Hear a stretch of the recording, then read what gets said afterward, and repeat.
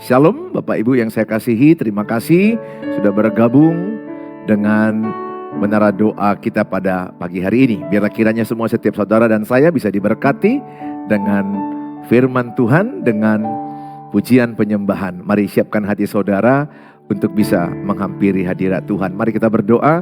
Bapa di sorga, dalam nama Tuhan Yesus, kami masuk di dalam hadirat Tuhan dengan pertolongan Tuhan. Roh Kudus bekerja kepada setiap kami, para tim Menara Doa, dan seluruh jemaat yang menyaksikan jemaat online, dimanapun mereka berada, mereka terberkati. Terlebih pernikahan mereka dipulihkan, anak-anak mereka dipulihkan, keluarga mereka dipulihkan. Kami percaya oleh kuasa Tuhan, firman Allah diberitakan. Berkatilah, biarlah damai Kristus memenuhi hati dan pikiran kami, melampaui akal budi kami. Kami percaya Tuhan Yesus ditinggikan, dipermuliakan, dan kami siapkan hati kami diberkati dengan firman Allah. Dalam nama Tuhan Yesus kami berdoa, amin. Mari sama-sama kita katakan, kekuatan serta penghiburan diberikan Tuhan pada kita. Kekuatan serta penghiburan diberikan Tuhan padaku.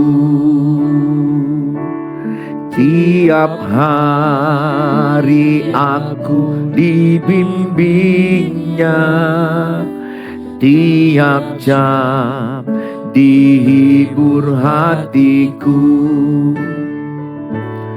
dan sesuai dengan hikmat Tuhan, ku diberi apa yang perlu.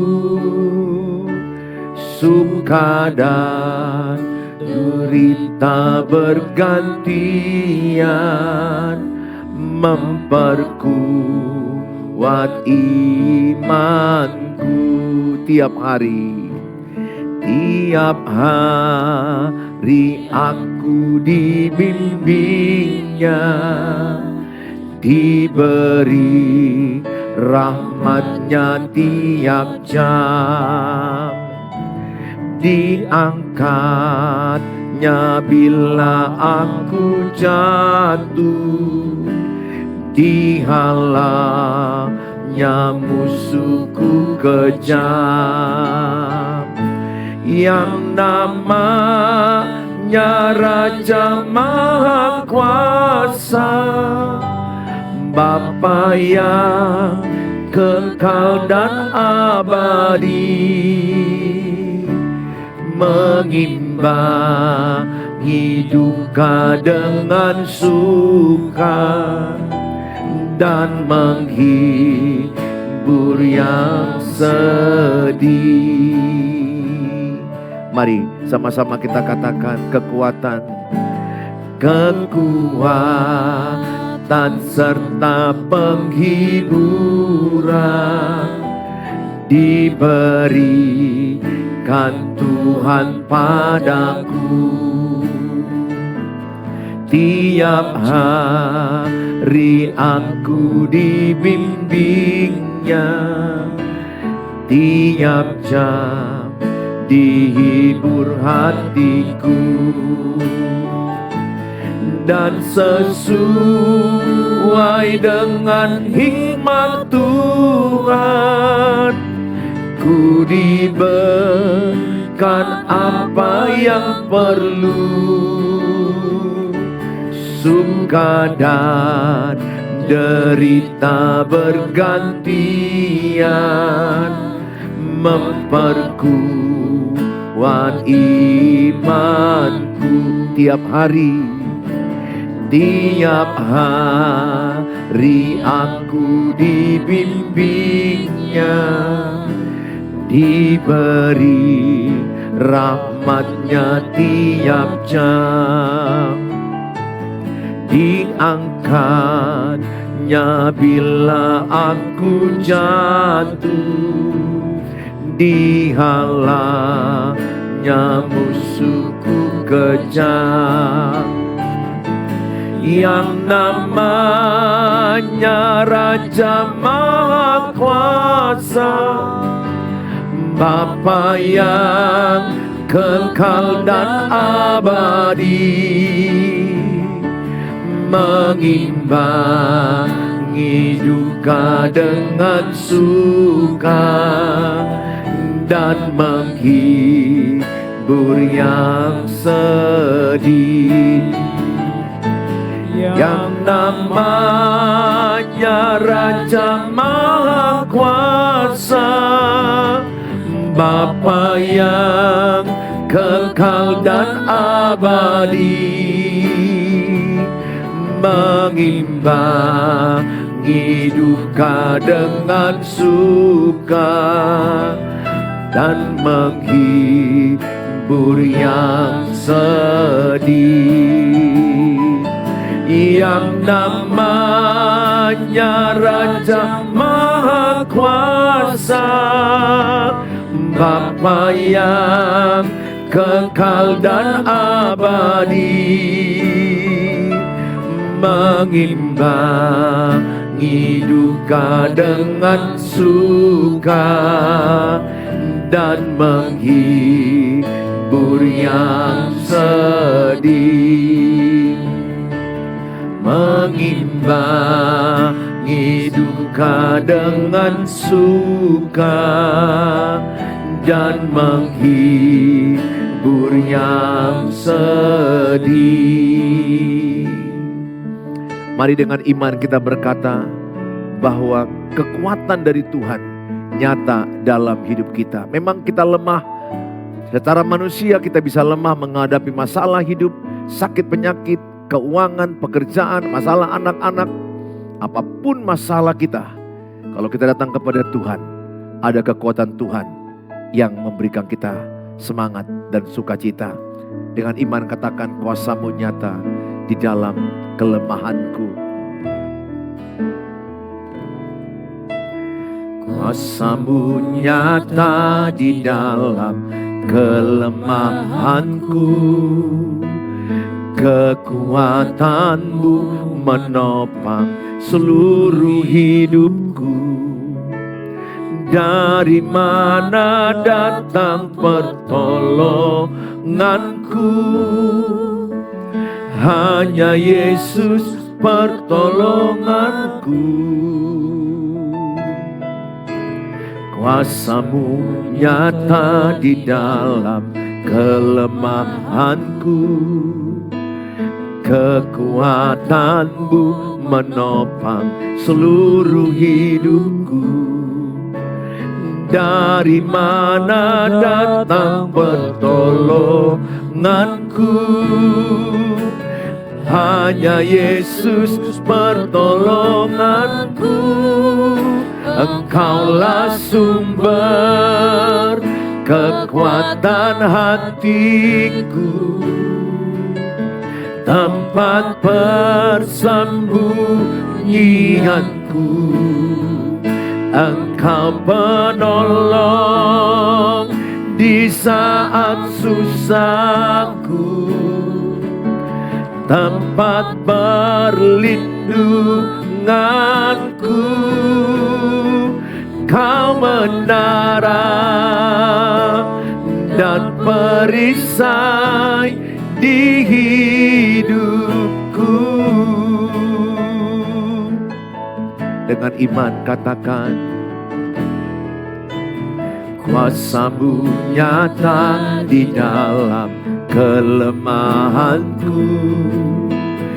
Kekuatan-Mu menopang seluruh hidupku. Dari mana datang pertolonganku?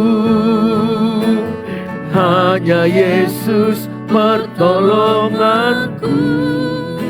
Engkau sumber kekuatan hatiku, tempat persembunyianku.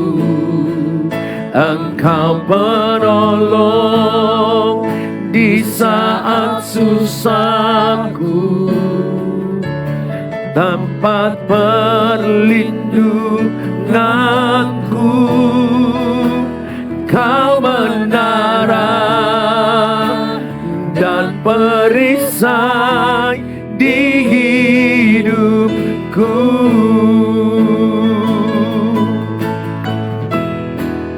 Engkaulah sumber kekuatan hatiku, tempat persembunyianku.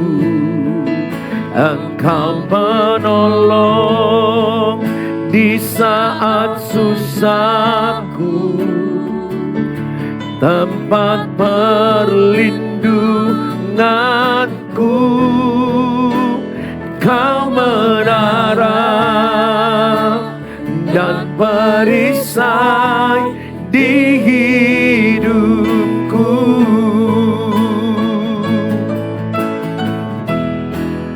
Engkaulah sumber kekuatan hatiku, tempat persembunyianku. Engkau penolong di saat susahku, tempat perlindunganku. Kau menara dan perisai di hidupku. Kau menara dan perisai di hidupku. Kau menara dan perisai di hidupku.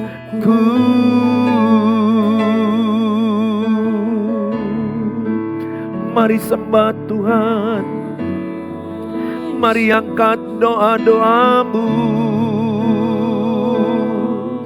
Engkaulah gunung batuku, Engkaulah perisai hidupku. Haleluya, terima kasih Tuhan. Engkaulah perisai hidup kami, Engkaulah kekuatan hidup kami.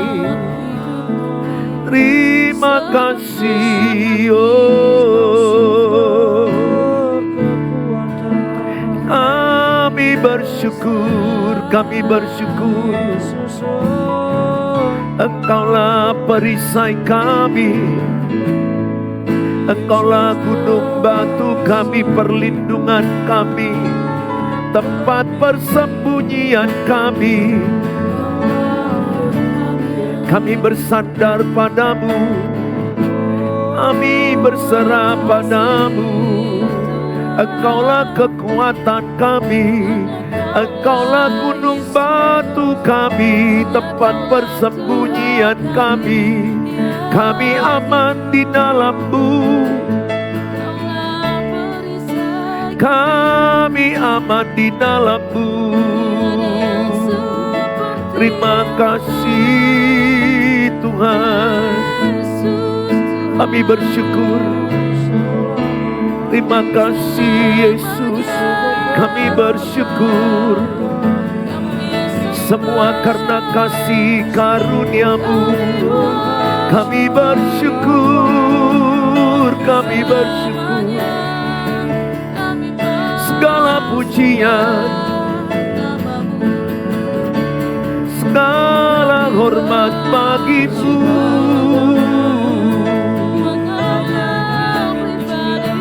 Terima kasih Tuhan. Haleluya. Terima kasih Yesus. Kami bersyukur Tuhan, Engkaulah tempat perlindungan kami. Dan kami akan berkata, kami tidak akan pernah menyerah. Apapun yang terjadi, Bapak Ibu, jangan pernah menyerah. Tulis dalam kolom, saya tidak akan pernah menyerah. Dengan iman, imanilah bahwa engkau lebih daripada pemenang. Kalau kita tidak menyerah, pasti kita menang dalam Tuhan Yesus. Semua indah pada waktunya. Dengan iman katakan dalam segala perkara. Dalam segala Perkara Tuhan punya rencana yang lebih besar dari semua yang terpikirkan. Apapun yang kau perbuat, tak ada maksud jahat. Sebab itu kulakukan semua denganmu Tuhan.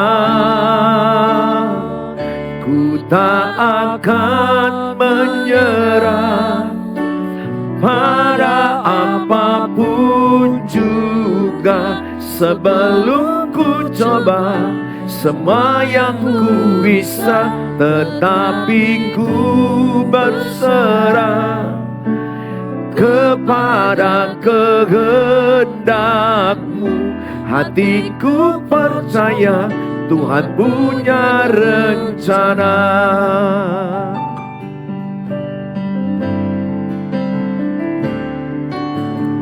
Dalam segala perkara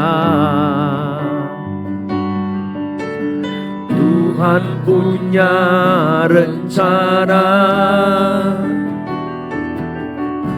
yang lebih besar dari semua yang terpikirkan. Apapun yang kau perbuat, tak ada maksud jahat. Sebab itu kulakukan semua denganmu Tuhan. Ku tak akan menyerah pada apapun juga. Sebelum ku coba semua yang ku bisa, tetapi ku berserah kepada kehendak-Mu. Hatiku percaya Tuhan punya rencana. Katakan, ku tak akan menyerah pada apapun juga. Sebelum ku coba semua yang ku bisa, tetapi ku berserah kepada kehendak-Mu. Hatiku percaya Tuhan punya rencana. Hatiku percaya Tuhan punya rencana. Hatiku percaya Tuhan punya rencana. Bapa di sorga, kami siapkan hati kami diberkati dengan firman Tuhan dalam Tuhan Yesus. Amin. Saudara, hari ini saya membawa firman Tuhan, yaitu dengan tema damai Kristus di tengah keluarga. Sangat penting kita menjadikan Kristus menjadi sumber damai di dalam keluarga kita. Bukan uang, harta, jabatan, atau pencapaian. Jadi bukan situasi yang membuat damai hati kita. Tapi damai dari Tuhan Yesus di hati kita membuat situasi itu menjadi tenang dan sukacita. Dalam kitab Yohanes 20 ayat yang ke-26, saya ambil satu ayat aja. Dalam perikop ini, 8 hari kemudian murid-murid Yesus berada kembali dalam rumah itu. Dan Thomas bersama-sama dengan mereka. Sementara pintu-pintu terkunci, Yesus datang dan ia berdiri di tengah-tengah mereka dan berkata, "Damai sejahtera bagi kamu." Ini adalah perkataan Yesus kepada murid-muridnya yang ketakutan dengan orang-orang Yahudi ketika Tuhan Yesus ditangkap dan mati di kayu salib. Maka para rasul, para murid-muridnya itu menutup diri dan bersembunyi di satu ruangan yang tertutup. Di satu ruangan yang tertutup. Dan ruangan yang tertutup itu para murid-muridnya ketakutan, cemas, khawatir. Karena mereka jangan-jangan ditangkap. Karena guru kami, Tuhan kami ditangkap dan mati. Jangan-jangan kami pun akan diperlakukan sama. Singkat cerita, mereka bersembunyi di tengah-tengah ketakutan, kecemasan. Tuhan Yesus menembus dinding yang tertutup itu dan berkata kepada mereka, "Damai sejahtera bagi kamu." Di waktu pertama Yesus datang, di situ belum ada Thomas. Maka di hari ke-8 kemudian Tuhan Yesus datang ke tempat yang sama. Di tengah-tengah murid-muridnya yang ketakutan dan khawatir, Tuhan Yesus berkata kembali kepada mereka, "Shalom." Dalam bahasa Ibrani, dalam bahasa Yunani, Eiren. Dan dalam bahasa Indonesia kita kenal, damai sejahtera bagi kamu. Saudara, Yesus memberikan damai bagi murid-muridnya yang ketakutan. Maka kebangkitan Kristus memberikan damai bagi orang yang ketakutan. Memberikan damai bagi manusia yang gelisah. Memberikan damai bagi mereka yang cemas. Memberikan damai kepada setiap orang yang percaya akan kebangkitannya. Oleh karena itu lewat kebangkitan Tuhan Yesus dengan iman kita terima bahwa ada damai dari Tuhan di hati kita. Saudara yang saya kasihi, poin pertama yang mau saya sampaikan sama saudara. Kalau mau hidupmu penuh damai dan damainya permanen, jadikanlah kehadiran Kristus sumber damai di hatimu. Jadikanlah Kristus sumber damai di tengah keluargamu. Saudara, dalam kitab Efesus pasal yang kedua ayat yang ke-14 dikatakan, "Karena dialah damai sejahtera kita." Jadi Tuhan Yesus dalam Efesus 2:14 adalah damai sejahtera kita. Jadi damai sejahtera kita bukan dari uang, tapi dari Kristus. Ayat ini menekankan supaya kita sadar, jadilah di hati saya, di hatimu, sumber damai itu bukan dari luar, bukan dari eksternal, bukan dari pencapaian. Bukan. Saya sudah menjumpai orang yang sudah S3 doktoral, gak damai juga hatinya itu. Saya udah jumpai orang yang kaya, rumahnya gak damai, pernikahannya gak damai. Kita udah biasa menyaksikan si suami kaya raya terkenal, istri kaya raya terkenal, gak damai juga. Bukan kita anti pencapaian, bukan kita anti harta, uang, no, bukan. Anak-anak Tuhan juga perlu sukses. Anak-anak Tuhan juga perlu uang, harta, kekayaan. Tapi dipakai untuk kemuliaan Tuhan. Tapi semua itu tidak bisa menjadi sumber damai. Damai itu dari Kristus.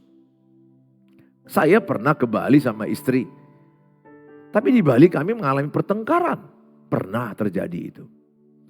Jadi pemandangan Bali yang indah itu belum tentu sumber damai. Ada banyak manusia yang tertipu. Mereka menghabiskan duit puluhan atau ratusan juta ke luar negeri untuk healing. Katakanlah untuk mencari damai, tenang. Sebenarnya fine-fine saja kita pergi ke Bali, kita pergi ke luar negeri, mengganti suasana, mencari wawasan, perlu. Tetapi itu tidak bisa menjadi sumber damai. Berapa banyak bapak-bapak yang stres, akhirnya pergi ke diskotik, pergi ke perempuan, ke pelacuran, narkoba. Mereka berharap setelah itu mereka damai. Ya, saat mereka on oleh ekstasi, narkoba, alkohol, atau katakan oleh seks, mereka merasa damai sesaat. Tetapi ketika mereka kembali ke rumah mereka, hilang efek daripada alkohol, hilang efek daripada narkoba, hilang efek daripada pergaulan bebas. Balik ke rumah mereka hilang damainya. Jadi damai dunia itu adalah come and go, datang dan pergi. Damai Kristus itu permanen. Makanya saya bersyukur. Kita harusnya sangat bersyukur bahwa damai Kristus itu ada di hati kita. Sehingga kita nggak perlu mencari damai ke Bali. Kita nggak perlu cari damai di diskotik, di bioskop. Kita nggak perlu cari damai di mall, ngopi-ngopi, no. Tapi tidak salah dengan ngopi, nonton ke Bali, jalan ke mall, itu nggak salah. Tapi tidak boleh jadi sumber damai. Nggak boleh karena itu temporary. Bersifat tipuan sesaat, efek sesaat, tapi setelah balik dari mall, kita kembali stres, kembali tertekan, kembali susah. Berbahagialah engkau yang memiliki Kristus di hatimu. Damaimu dari Kristus. Kalau damai saya dari Kristus, maka damai Kristus itu bisa kubawa di keluarga. Damai itu bisa kubawa ke istri, ke anak-anak saya. Sehingga damai saya bukan karena pencapaian-pencapaian. Damai saya bukan karena situasi-situasi rumah. Bukan. Jadi situasi di luar itu bisa berubah-ubah. Eksternal kita, situasi luar itu boleh pasang surut. Kita nggak bisa atur. Tapi damai di hati kita bisa kita set permanen. Sehingga ketika engkau digosip, engkau tetap damai. Ketika engkau dipitnah, tetap damai. Ketika engkau direndahkan, tetap damai. Ketika orang melakukanmu tidak adil, tetap damai. Berapa banyak orang hanya digosip aja udah panas. Berapa banyak orang ketika dipitnah aja udah langsung emosi, marah. Saya pernah dulu seperti itu. Tapi saya sudah lama, bertahun-tahun saya tinggalkan itu. Karena kita gak pernah bisa atur pendapat orang ke kita. Kita gak pernah bisa atur mulut orang kepada kita. Kita gak bisa atur penilaian orang kepada kita. Gak bisa. Kita hanya bisa mengatur respon kita kepada apa yang terjadi. Oleh karena itu saya mengatakan, jadikanlah damai Kristus. Sumber damai Kristus di hatimu. Dan itu bawa dalam rumahmu. Itu yang saya bawa.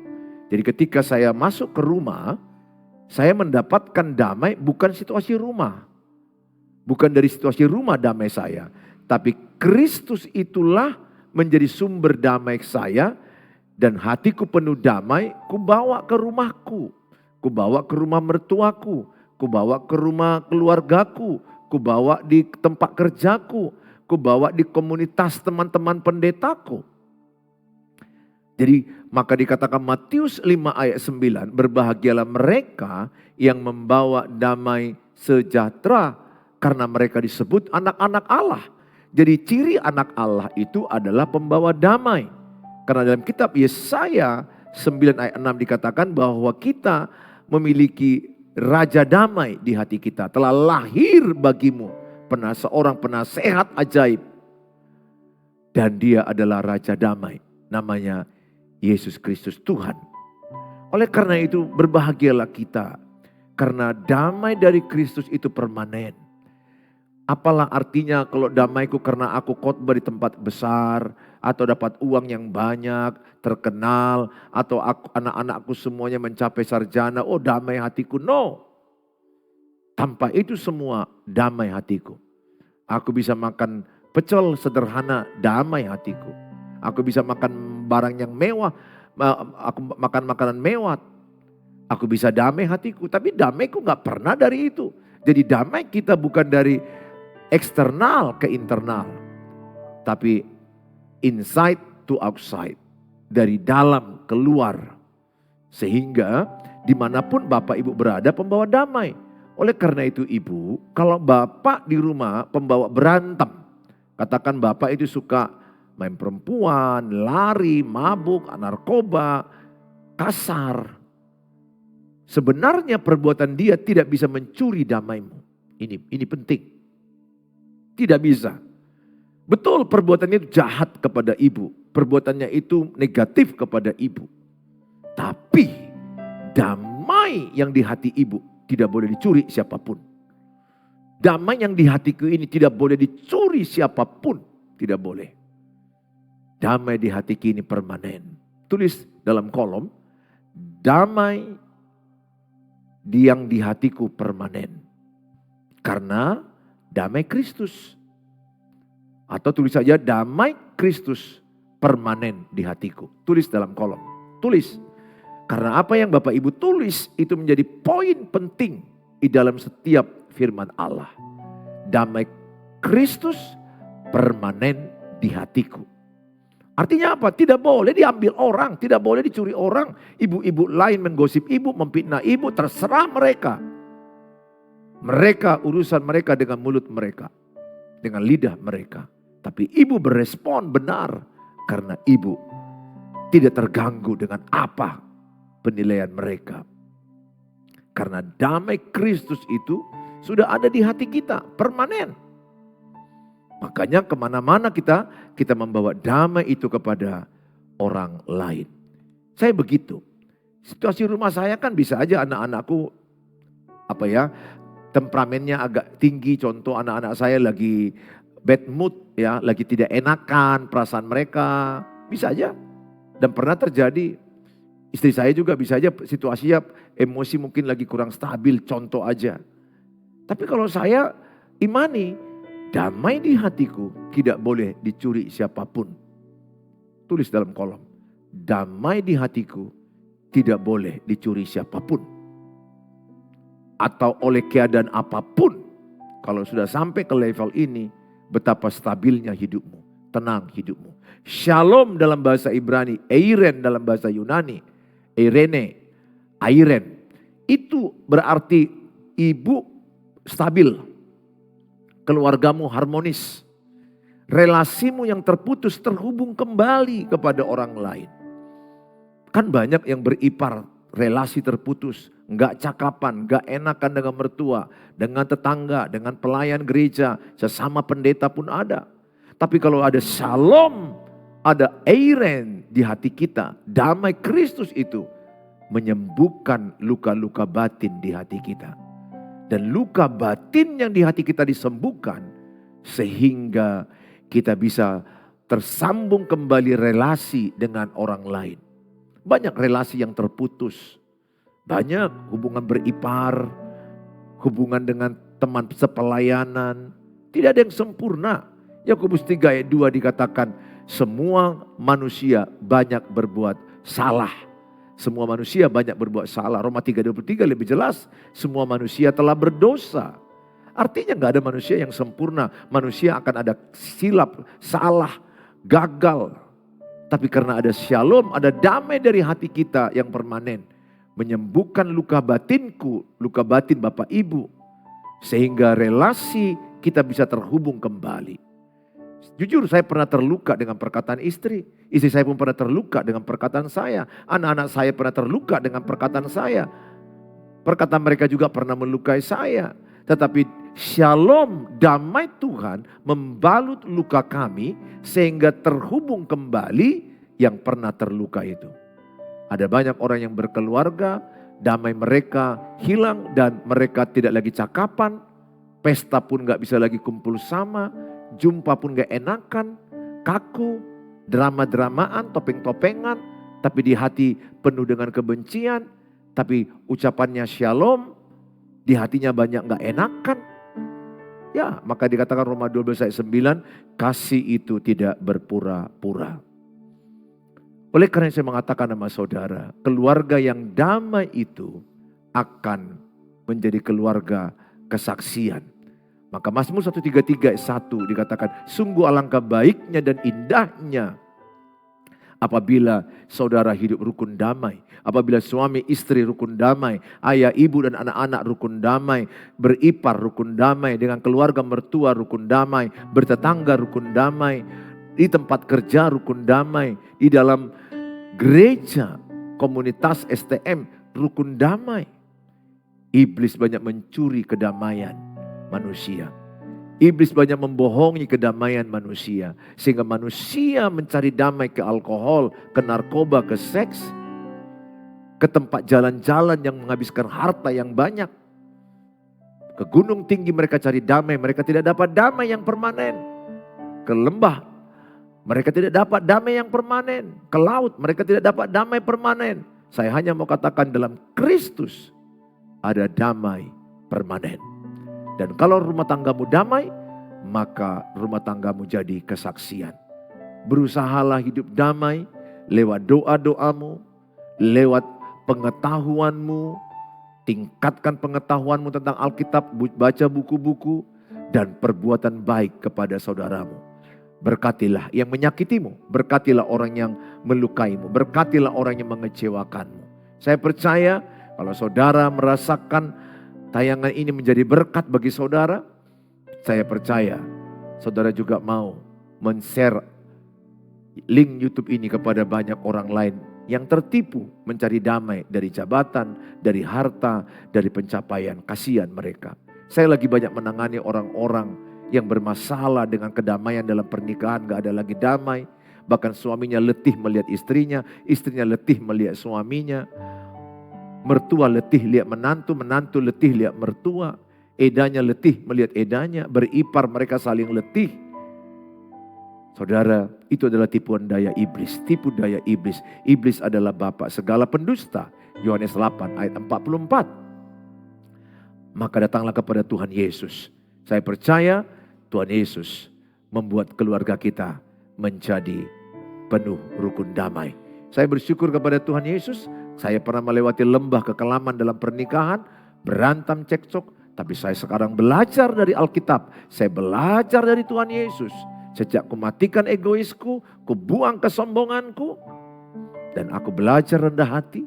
Ingat, orang rendah hati tidak mau bertengkar. Orang rendah hati mengalah.